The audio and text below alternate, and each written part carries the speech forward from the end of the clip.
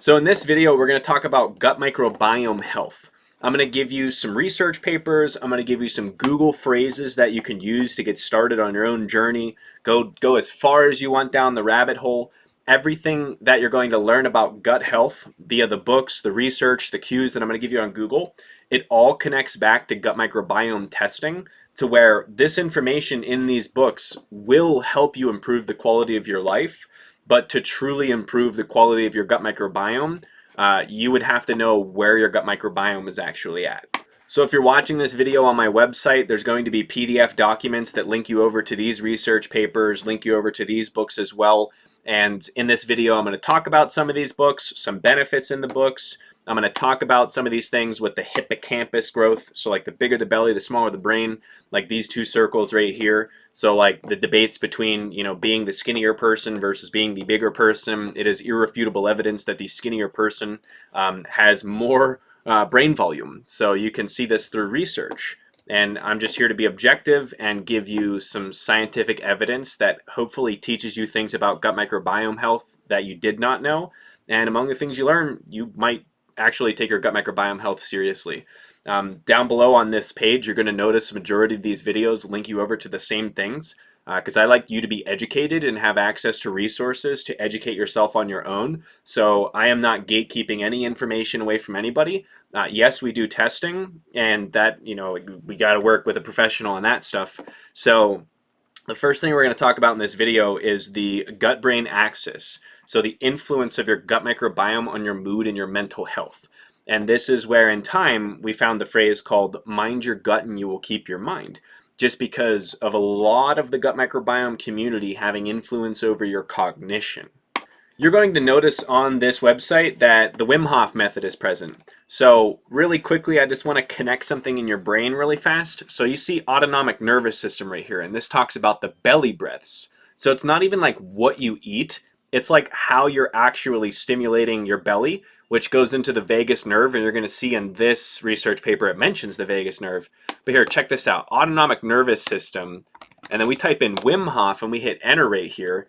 There's going to be some information from him, but right here is a literal research paper that talks about it. So if you watch all the videos on this website, you read all the books, you follow all the resources, you're going to be able to connect all of these dots as well. So like when you first start reading a research paper, you might say, what is all this stuff? Oh, just learn about it. But then as you read more of them, you're going to start to see like, okay, autonomic nervous system, that's why the breathing exercises for breathing in your belly actually help your immune system. So I just wanted to put that connection together for you really quickly. So like when you see the autonomic nervous system right here, boom, there's research on that through the Wim Hof method, and that's also on the website down below. And I promise I will not bore you to death. I will read some key points from this, and I hope that you go through it as well. But you can see that it says all of these link the gut and the brain, allowing the brain to influence intestinal activities, including the activity of functional immune effector cells and gut microbiome, mood, cognition, and mental health. But the main takeaway here is understanding that the gut is connected to your mood, your cognition, and also your mental health. So the phrase, mind your gut, keep your mind, I will tell you that my diet used to consist, if you haven't seen the 50 brain cell challenge on here, my diet used to consist of like 500 brain cell challenge. Like I couldn't even pass the 500 brain cell challenge. And the 50 brain cell challenge is just simply learning how to count your ingredients and trying to stay under 50 ingredients in a day. And I was failing the 500 brain cell challenge when I first started.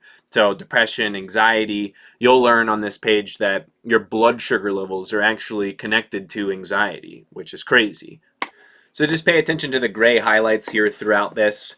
But clinical, epidemiological, and immunological evidence suggests that the microbiome, and this is influencing our mental state, our emotional regulations, our neuromuscular functions, and regulations of the HPA axis.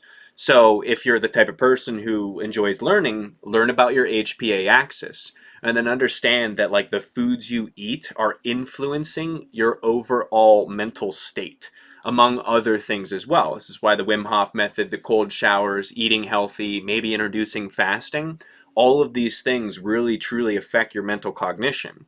If you're a person and you have fasted before, you know firsthand experience the difference between not eating for 3 to 7 days and waking up, and maybe you might have been the person that ate McDonald's like me. Like, wake up and I'm like, garbage. And then it's like, wake up, don't eat, let your glycogen deplete, which are some phrases we'll talk about in some other videos. But it says that these are both directly and indirectly connected to emotions and cognitive centers in the brain. So, for example, several mood disorders, such as anxiety, depression, autism spectrum disorders, have been well established links with the GI disruptions. So, if you notice, like here, check this out. When we Google an autistic male, check this out. You can end up on pages like Autism Speaks and then get hammered with freaking advertisements. But autism and obesity, when exercise and healthy diet aren't enough. So what they look into with autism is fecal matter transplants. They're basically taking poop from one butt and putting it in another butt, which sounds terrible, but there's a lot of promising research. So one of the main reasons that we test gut microbiome and why gut microbiome is so important is diet has also been shown to influence the gut microbiome's impact on cognitive functions. And I can tell you, coming from a person that was eating all of the garbage that I tell people not to eat, 100% I believe that this is so true. Like, coming from eating ice cream, bags of Cheetos, Doritos, burritos, a whole 6-pack of Klondike bars, like, what would you do for a Klondike bar? You're going to trade that shit for something better, because Klondike bars are like gelatinous sludge. So, diet does affect your mental health. So when we look in for like weight gain, right, I'm going to explain this to you right here. So subject A, you're going to see, and we're going to use this as the brain right here. So this one is the bigger the belly, the smaller the brain. So researchers measuring body mass index. So it's not the BMI charts that matter anymore. It's hip to weight ratio for all cause mortality risks. So being overweight is increasing your risk of mortality more than the BMI charts. So basically, where's your hip, where's your waist? If your waist is over top of your hip, this is the ratio that they're finding. Higher ratios of this had the lowest brain volume. And this is peer-reviewed, the American Academy of Neurology. So when you're looking at the bigger the belly, the smaller the brain, or the bigger the brain, the smaller the belly, this ties into like fasting research. So like a person fasting over here, that's like when somebody doesn't have type 2 diabetes, this person's going to have less visceral belly fat because they're allowing themselves to get into a fat burning state, which is the wake up, don't eat, let your glycogen deplete. So before I move forward with this, I need to remind you that some of these concepts may not be fully connected in your brain right now, but the whole purpose of the website is for you to watch all of these videos so you have the full information. So when I say things like this, like fasting, BDNF, and neurogenesis, fasting creates a form of stress that releases BDNF secretions, and then this growth factor mediates the change, letting the brain adjust to stress. So when you're looking at this right here, I'm talking from a place of like, A is a relatively healthy diet that may incorporate fasting into their life, and B is the person who has weight to lose. And it is very true based on research that if you have more belly fat, you have less brain volume. So this is where you would go into another Google, where you'll end up on like harvarduniversity.edu of all places that, somebody who might be skeptic about this information would have to refute. I mean, if you're going to try to refute Harvard, Alt F4, stop watching these videos. Enjoy the Flamin' Hot Cheetos for me. They're seriously the most ridiculously addicting food in the world. Took me 9 months to stop eating them. And every time I saw them in the grocery store after that, I would salivate. And I was just grossed out at myself that I was so addicted that I could look at the bag of Cheetos and start to salivate. I was like, this is wrong. When I saw Flamin' Hot Lime Cheetos or Doritos, I said, what is this? And then I started to salivate. And I was like, no, we can't do this. So you start to notice relationships with the belly and the brain. So like, it's been known for many years that type 2 diabetes increases your risks of heart disease and dementia. So this is where we venture over into like heart attacks and absolutely not being able to remember your own thoughts. So whenever I mention neurogenesis, neuroplasticity, brain-derived neurotrophin factor, I promise you we will talk about these topics in another video. And by the way, this bacteria right here, you see this one that doesn't make sense, right? Voila. It is in actual testing. So obviously this is in rats, and it says it's leading to anxiety-like behavior without an immune response. And this is where, when you look into the gut microbiome, you look into the Wim Hof method, like improving the quality of your foods, decreasing the inflammatory responses that you would get from consuming the wrong foods that may get past your gut barrier. This is where you start to realize, okay, so not only does the food I eat, but breathing exercises influence my overall well-being. Because you can also read another book called Neurofitness. And in Neurofitness, a person had to choose between breathing or brain surgery. So they talk about the box breathing with anxiety. This is where everything starts to connect itself. You're like, wait a minute, so breathing can help with anxiety, food can help with anxiety, the documentation on meditation down below can help you with anxiety. I'm trying to connect all the dots here because at the very bottom of the website, I'm going to show you a research paper that I reverse engineered for 2 years, and I need you to have all of this information. So whenever I go crazy showing you a wall of information that I wrote out, it can make sense. You're not like, what is all of this? And you will notice it mentions vagus nerve, so stay tuned for the Wim Hof video. We'll talk about the vagus nerve. We'll give you some books on the vagus nerve. They even want to give people vagal tone stimulators. They're like, oh, you feeling sad? Let us insert this piece of equipment in your body, and you can just keep eating Doritos and burritos and Cheetos. Don't think about the root cause. Buy equipment that randomly does random stuff. And please remember, this is just one research paper, and there's going to be many out there. And I promise you, you're going to be able to have this beautiful conversation with yourself where you are able to like take both sides of the argument in your own brain, and then you're going to be able to debate yourself, which is an interesting place if you want to be there. Or we can just help you with gut health if that's something that you really don't care about too much. I just like to err on the side that I think everybody loves to be like extremely educated on something that they're pretty much going to have to worry about for the rest of their life. But we all know about GABA, so that's dealing with stress, one of the main factors of it. So produced prefrontal cortex, that actually shows up in the gut microbiome tests. We all know about serotonin, we know about melatonin, we know about histamine and acetylcholine, so like nerve transmission, like communicating with cells. These research papers are designed to help you understand more. And you're going to see some of them are about gut, some of them are about animals, some of them are about rats. So you be the person that chooses. But I can tell you everything that I'm sharing with you about the books from different doctors. We'll talk about those in this video. But everything I'm sharing with you were kind of how I started to piece together the puzzle, where I was like, okay, eating the foods that I'm eating is absolutely not good for me. And even if it is research for something that wasn't a human, which you'll be able to come across other research papers, like gut microbiome and depression, how microbes affect the way that we think. And then you can see in here it's going to be talking about depression, bacteria, microbiota, with depression itself. So microbes in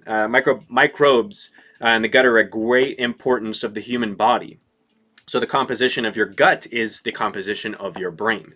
So it's even talking about significantly impacting stress, anxiety, depression, and cognition.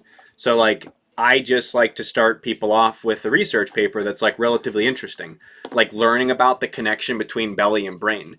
It's like when somebody talks about like creating habits, a very common book that people recommend is Atomic Habits. And it's like, well, that's a good book, but you would want to read Habits of a Happy Brain to learn a little bit more about how the science functions with habit formation and some of your neurotransmitters before you'd go over into like a general book written by somebody who's like believed to be, good at helping people build habits.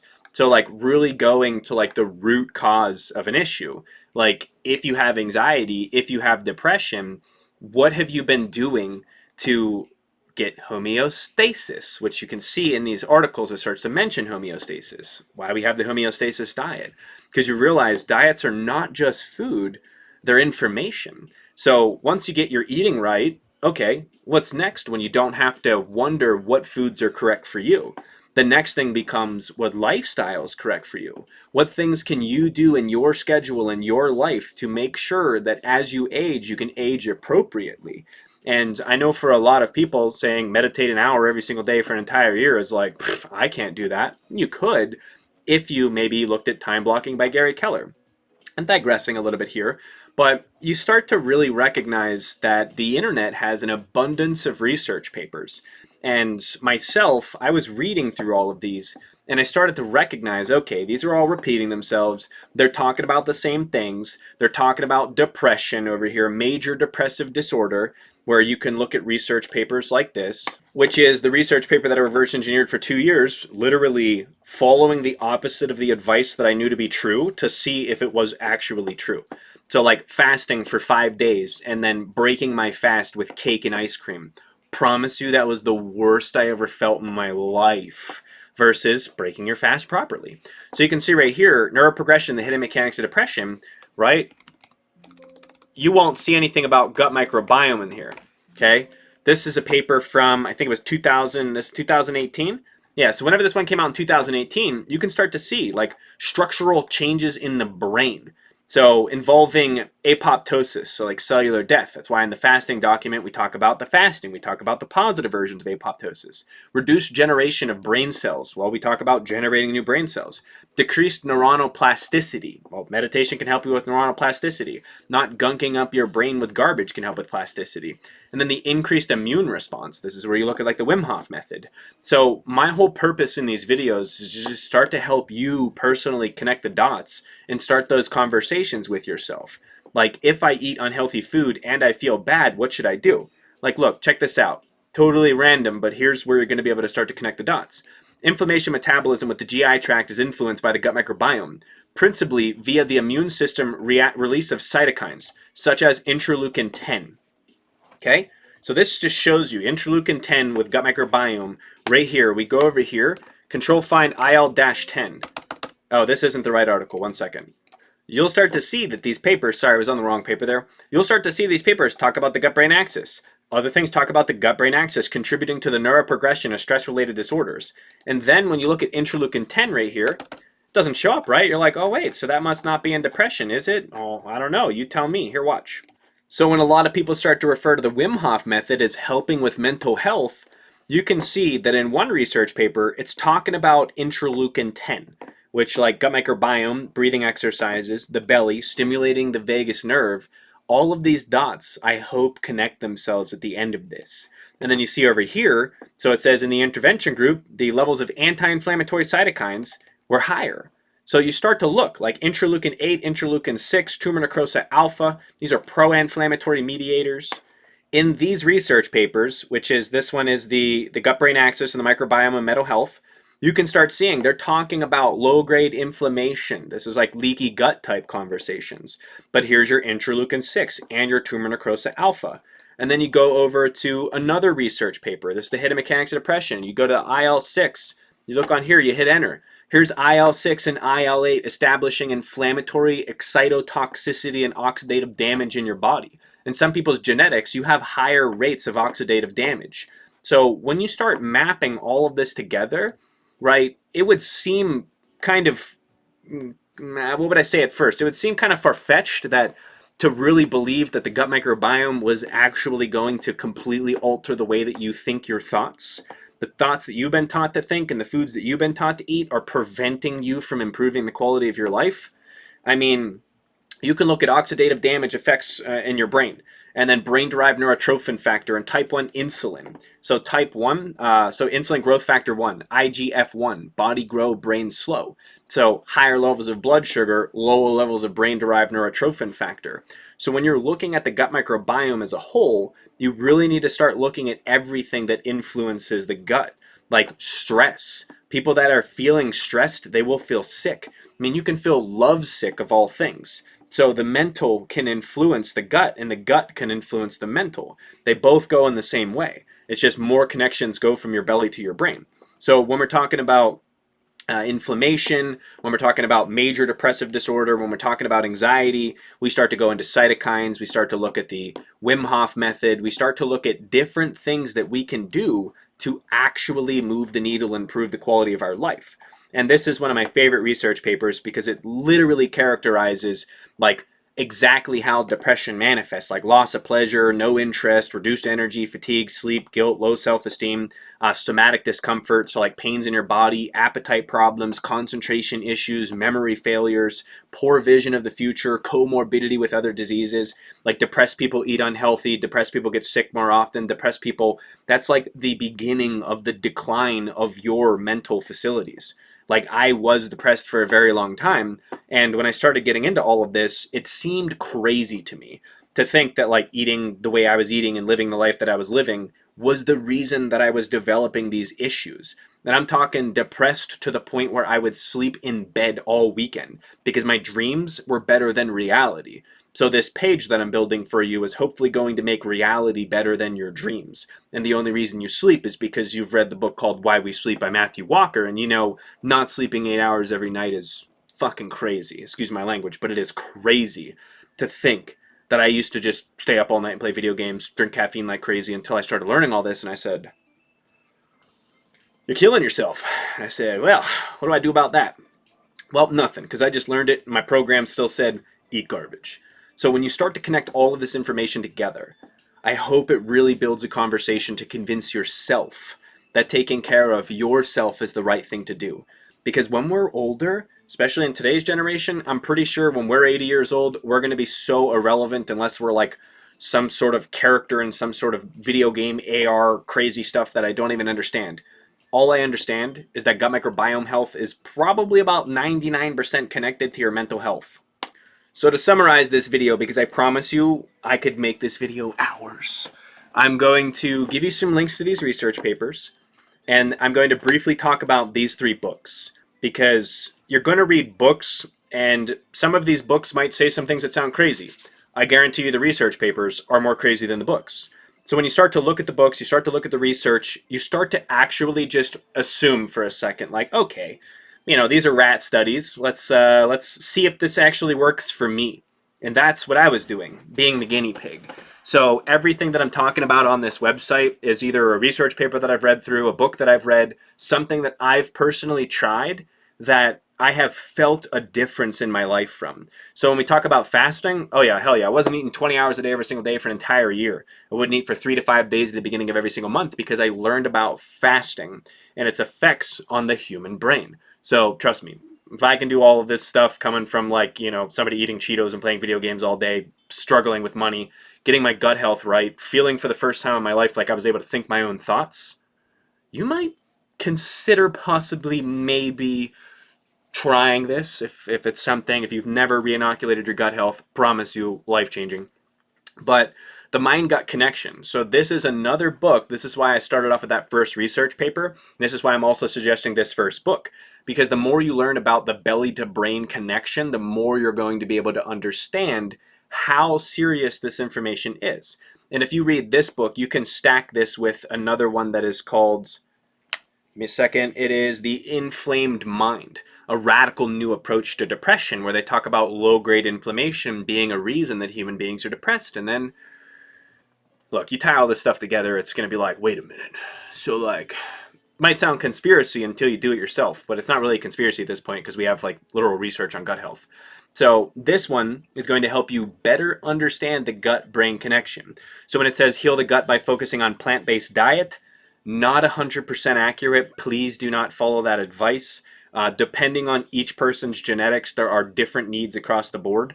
So why is one person like the ketogenic diet? Well, they have CD36 genetics and higher fat taste perceptions. Therefore, an avocado tastes better to you than it does to somebody else. So balance the gut microbiome with fermented foods, probiotics, fasting, and cutting out sugars and processed foods. Yes, definitely valuable. Promote weight loss by detoxifying and digestion and maximizing nutrient absorptions. Abso-freaking-lutely. So like a lot of people that go to fasting, they deplete their glutathione in their body, powerful antioxidants. So like in a gut test, we can see like, okay, this person has low GABA and no glutathione production. So boost immunity, very real. Parkinson's and Alzheimer's, that's where you'll start to register the brain-derived neurotrophin factor. And then generate happier mindset, reduce fatigue, moodiness, anxiety, and depression. Once again, a book that is then validating the research So you can go from research papers to books to like, how much information do I need as a human being to convince myself into changing the way that I live my life? And, personal experience, hey, I've followed all of this stuff. It's absolutely mind blowing how much it changes. I actually just felt a small little bit of hunger. Like I haven't eaten today. It's 3:25 p.m. I don't eat until after I exercise every single day due to the way that IGF-1 hormones function in the body, your growth hormones, as well as intermetabolic switching, which we'll talk about in other videos down below. But the overall from this video is, please at least read the books and check out some of the research. Like, do a Google about the bigger the belly, the smaller the brain, and be like, wait a minute. So if I have weight to lose, my entire cognition is going to improve across the board. My ability to think and remember is going to go up based on research that you can find online. About a 99% chance you'd think the answer is yes. So this is a good book to better understand the belly to brain conversation. The microbiome diet, once again, not all diets are created equal. We have genetics, we have different gut microbiome needs. This book's going to give you a large PDF of foods. I wish you the best of luck finding some of these foods in your local grocery store. It's going to be relatively hard to find a lot of these foods in the local grocery store. So I'm just going to slide myself around here in the video. Sorry, I'm a little small guy here in the corner. Let's scooch down a little. But this one's going to give you a little bit of an understanding of like how you would go about restoring the gut microbiome health. And now that I know better, like I've read these books years ago, now that I know better, these books are dependent on your individual information. So like you can learn about the gut microbiome tests on the page for the gut microbiome if that's something you're interested in. These books are going to help you once again convince yourself into learning what is actually true. Because there's no reason we should have half the problems that we have if everybody in the world was consuming a diet that was good for their gut microbiome, not consuming a large conglomerate of shit, to be honest. Like I was eating a bunch of crap. So not real poop. I mean, probably technically with fecal matter transplants. We're not even going to go there. But this is another book right here, and read more. So they write less on this. When you see this boring writing right here, oh, hell yeah. This book's going to teach you about, it's remove, re-inoculate, restore, repair, or something. It's the 4 R's of the gut microbiome. Big takeaway on this. But this is just another understanding of gut microbiome and dieting for your microbiome. And then last but not least, you can read all of the books by this author. I support all of them. They're relatively good. But you can see right here, okay, so I was diagnosed with ADHD as a child. You can see that it says debilitating brain disorders are on the rise. Yeah, mental illness in America is like, oh, you want a piece of candy? Here you go. Enjoy your mental illness a couple years from now. And I'm not going to say candy causes mental illness, but, we know a lot about sugar nowadays and the way that it functions in the brain. But you can see right here, getting diagnosed with ADHD, myself personally, my diet was all of the high sugary processed crappy foods filled with useless ingredients that did nothing for my gut health. And then I got older and realized, holy geez, there's diet. What even is that? I was just eating, Cheetos, Doritos, candy, ice cream. Like that was my diet. I did not understand that my belly was in fact my brain. So, they say the belly's the second brain. You might as well just treat it as the first brain because you are what you eat. And if you mind your gut, you do in fact keep your mind. Like wake up, don't eat, let your glycogen deplete. Well, yeah, because you want your body to be able to get rid of the gook that it has in it, or in this case, the leftover sugars. So I think these books are going to be a great start for you. I think these research papers, if there's words in there that you don't understand, you might want to understand them. Like I became passionate about this because I would read, I'm like, brain-derived neurotrophy. What is neurogenesis? I was like, what? What even are these words? I've never heard of them before. And then I'm like, birth of new brain cells in the memory and learning center. I'm like, well, that seems kind of important. So as you go through research, as you go through books, you may not understand the value of it at first, but you will be able to understand it when you're ready to understand it. So like you can even see here, activating the HPA axis, all of which contribute to the pathogenesis of clinical depression. So coming from somebody who started off life very unfortunately, like poor and confused with no answers, the gut microbiome health is definitely something that can help you improve the overall quality of your life. You can even see here, depression is increasingly recognized as having an inflammatory component. and anti-inflammatory drugs, which, why would you take anti-inflammatory drugs when you have the ability to just produce anti-inflammatory lifestyles and they don't have to take a pill anymore? So I highly suggest you read through this. And at the bottom of research papers, if you're ever looking at, well, where did all this information come from? There's going to be different citations. So they're talking about central nervous system disorders, mitochondrial functioning, and this is where you would look at something called intermetabolic switching, which we're going to touch on, but I want to leave you with that. So you'd be able to Google intermetabolic switching on NCBI, and this is called flipping the switch, understanding the difference between utilizing a ketone and glucose. So fat for energy versus sugar for energy, and the benefits that it actually adds to your life. So here, it literally acts as an antidepressant. So BDNF plays fundamental roles in memory and learning, and also mediates antidepressant effects of exercise and antidepressant drugs. So when you're looking at all of this, you really truly start to recognize, dang, this is way more connected than I ever thought it was. So I hope you enjoyed the video. If you have any questions, you're more than welcome to reach out and have a conversation. But start off with understanding that the belly is in fact the brain. And a phrase that you can take away, two of them that you can use to remember, make this really simple, is mind your gut and you keep your mind, which is like, I knew eating Flaming Hot Cheetos was not something that I continued to do. And then if you mind your gut, mind your gut, you'll keep your mind. And then wake up, don't eat, let your glycogen deplete. Obviously, talk to your doctor, talk to your PCP, talk to somebody smarter than me before following any of this advice. You're more than welcome to work with our dietitian and health professionals if that is something you're interested in. But this is just an educational resource for everybody to start understanding really important things that have changed my life and have also changed others.